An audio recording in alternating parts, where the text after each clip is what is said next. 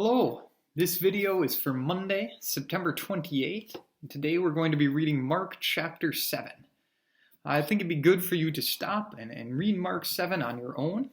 You can read online if you'd like by following the link posted in the description of this video.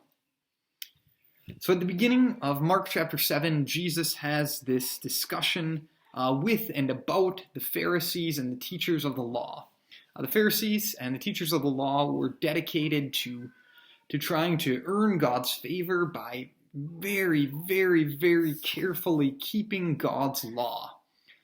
The trouble is that in their legalism, they missed the point that we can't do enough good works to earn salvation.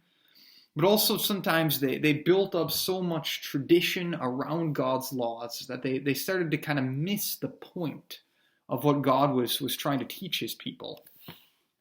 So in our chapter, the Pharisees yell at Jesus' disciples for eating without washing their hands. And one of the things the Pharisees were very concerned about was cleanliness. God in the Old Testament had taught his people to be clean, probably partially as a way to try to keep them healthy, but also as a way to show them that they needed to be different than the world around them, that they needed to live lives for God and to focus on following God. But Jesus here comes and explains to the Pharisees. He says, "Listen to me, everyone, and understand this. Nothing outside a person can defile them by going into them. Rather, it is what comes out of a person that defiles them." And then later on, he explains to his disciples, what comes out of a person is what defiles them.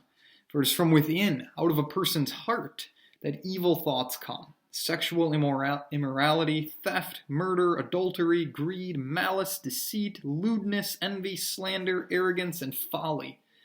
All these evils come from inside and defile a person. And so when God was teaching his people about cleanliness, he isn't saying that evil, comes from outside of us and corrupts us. Because we are sinners. We are sinful people. Our hearts and our minds, our thoughts and our feelings are full of things that are wrong, that are sinful, that are evil, that are against what God wants.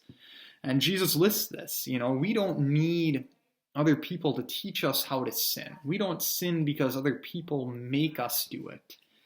We're sinners. We are spiritually unclean. And that's the kind of uncleanness that really matters. Jesus says that these external things, they're good. We should wash our hands, especially during a pandemic. And it's a good idea to wash your hands before you eat. But the things that make us unclean in God's sight aren't about hygiene. They're about the way we live, about following God, about our morals, in a sense.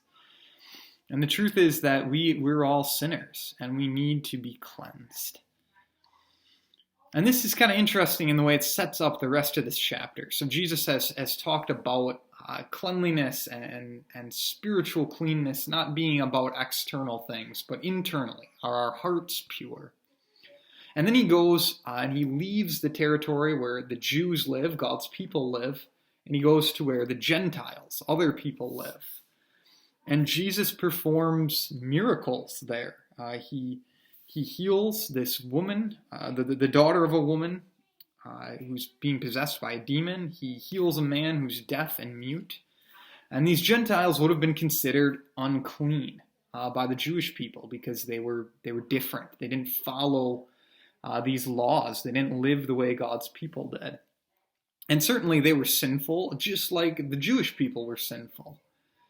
And Jesus here is saying that these externals don't matter, that God's people aren't going to be defined by nationality anymore. And so Jesus goes and works, and this points ahead to how God will welcome in people from all nations who believe in Jesus.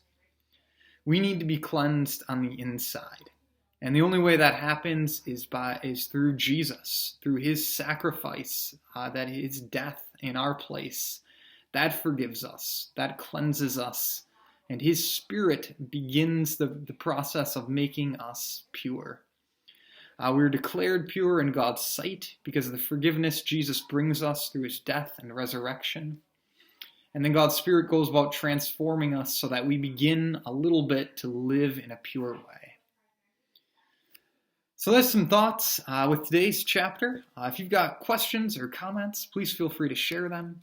Thanks again for watching. Have a great day.